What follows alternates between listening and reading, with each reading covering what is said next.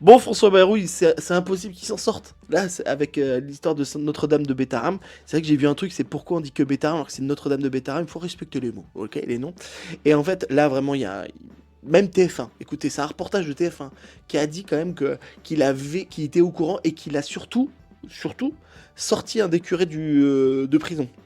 Bon bah ça commence à faire, enfin on va pas se cacher que là il pourra pas s'en sortir. Là y a pas une fixette d'un certain parti politique, hein. Y a pas, c'est obligé en fait que il sorte. Sinon ça voudrait dire qu'on est vraiment dans un pays de merde. Ah peut-être, j'ai pas dit le contraire, attention.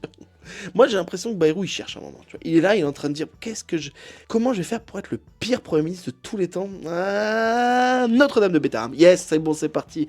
Puis tu sais, au lieu de dire bah j'ai fait des conneries, tout ça machin, non il va mentir, il va mentir. On sera en Norvège, écoutez, on sera en Norvège ou en Suède ou je sais pas où là.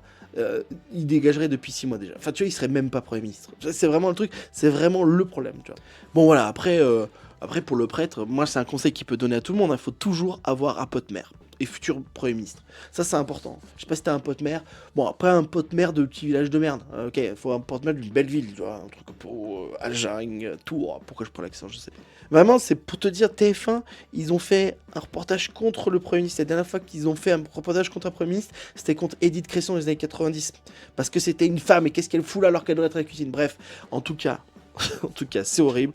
Et en fait, je trouve que on minimise trop ce qui s'est passé là, parce que l'extrême droite, ils veulent pas qu'on touche à ça, hein.